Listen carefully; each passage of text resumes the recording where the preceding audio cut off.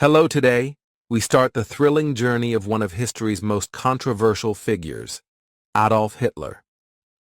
Love him or hate him, his story is filled with dreams, failures, ambition, and power.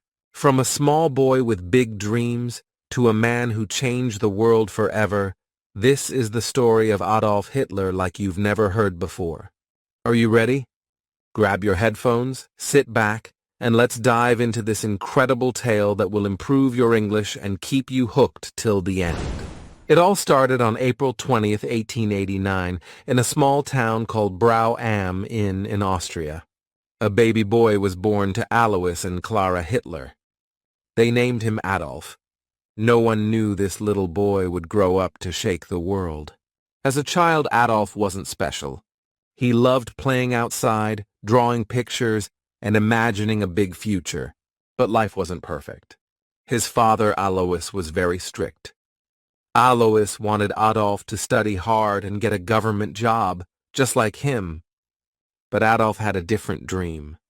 "I want to be an artist," he would tell his mother. Clara, his mother, loved him deeply and supported his dream, but she couldn't change Alois's mind. Adolf's childhood was full of fights with his father. His father would shout, "Art is not a real job," and Adolf would stay quiet, hiding his tears. When he was 13 years old, his father died suddenly. Some people thought Adolf would feel free, but losing his father left a hole in his heart. Adolf started skipping school. He was once a good student, but now he didn't care.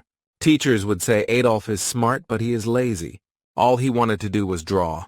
After finishing school, Adolf packed his bags and moved to Vienna, the capital of Austria.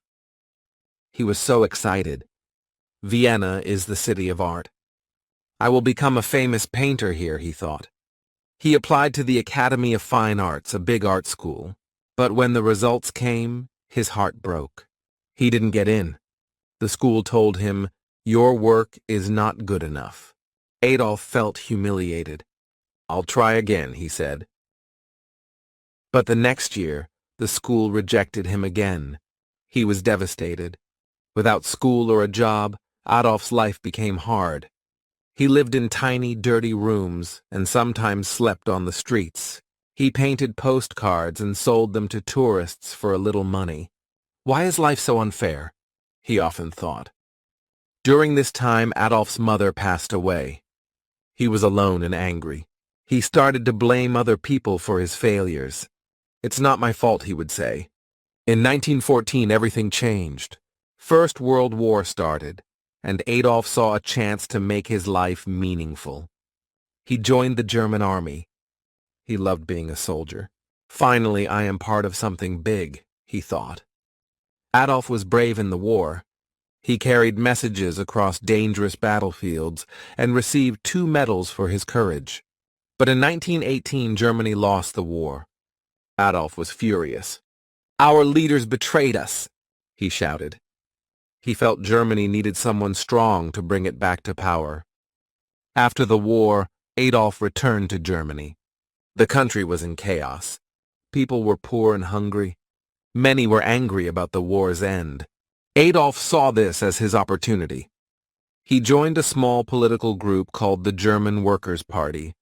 Adolf was a powerful speaker. When he spoke, people listened. His words were full of anger, passion, and promises. "Germany will rise again," he would say.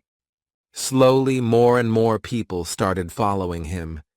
Adolf changed the name of the group to the National Socialist German Workers' Party, also known as the Nazi Party.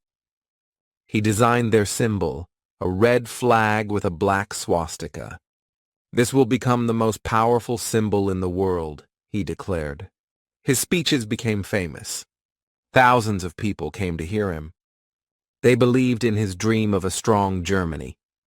But Adolf's ideas were dangerous. He blamed certain groups of people for Germany's problems and wanted to make Germany only for Germans. After World War I, Germany was in big trouble. People had no jobs. Food was expensive and many families were hungry. The country had to pay a lot of money to other nations because they lost the war. Germans were angry and sad. Adolf Hitler saw this pain.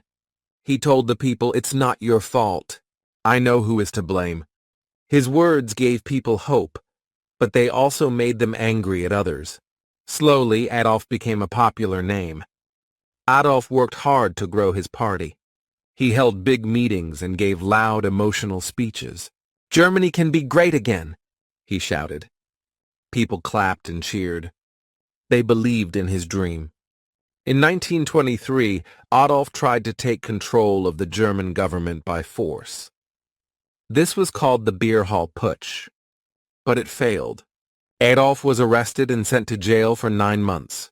While in jail, Adolf wrote a book called Mein Kampf, which means My Struggle. In this book, he wrote about his ideas. He said Germany needed to become powerful and that certain groups of people were the enemy. The book became popular and many Germans started to believe in his ideas. After getting out of jail, Adolf worked even harder. The Nazi Party became stronger.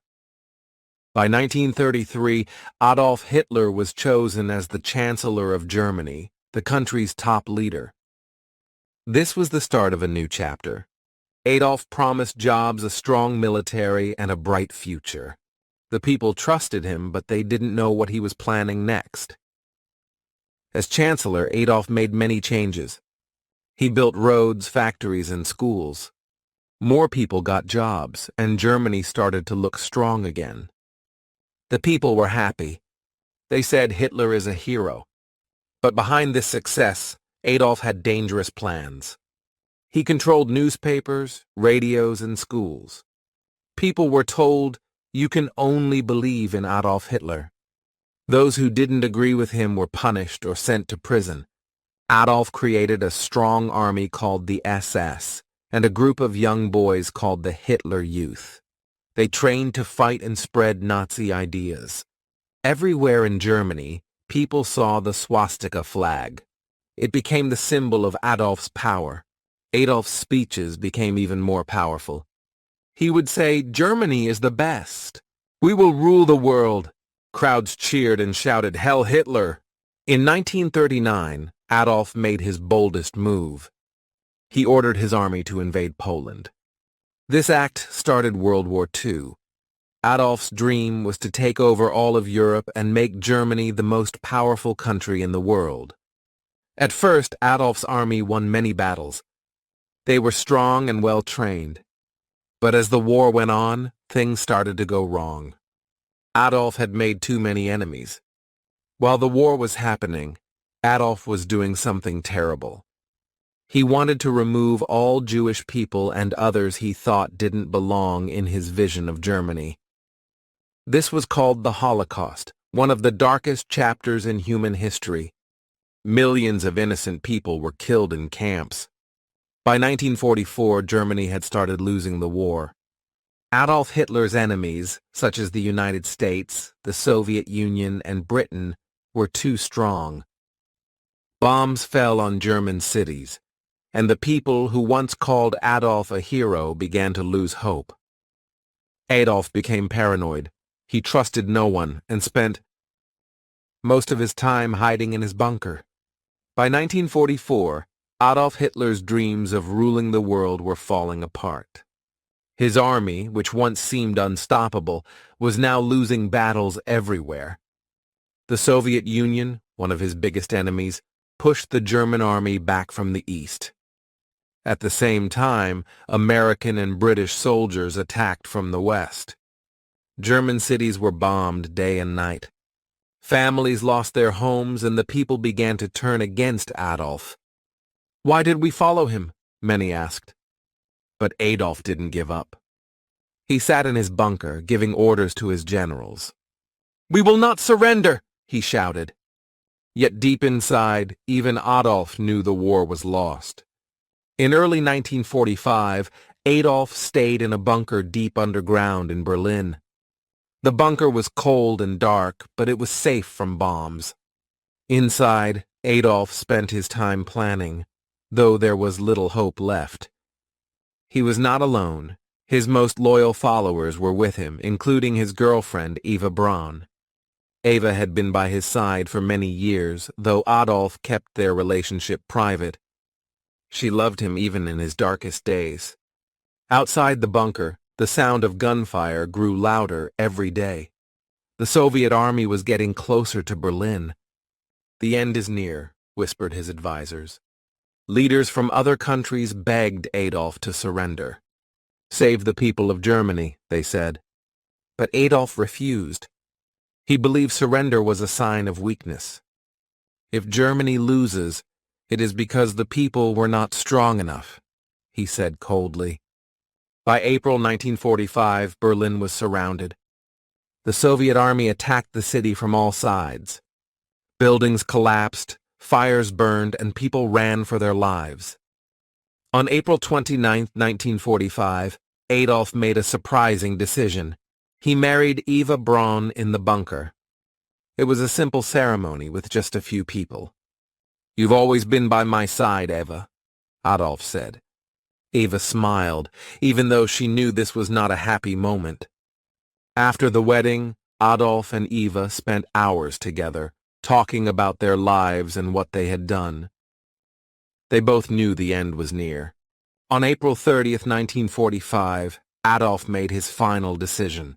He called his closest followers into the bunker and told them, "I will not be captured alive."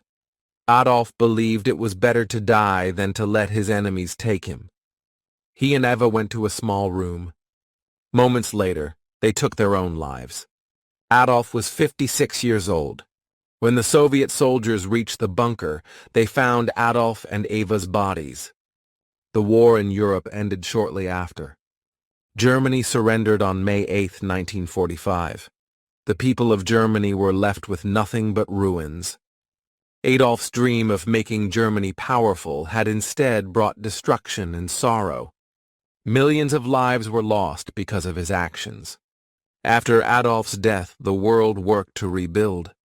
Germany became a peaceful country. People remembered the horrors of the Holocaust and World War II to ensure such events never happen again. Today, Adolf Hitler's name is a reminder of the dangers of hatred, unchecked ambition, and the misuse of power.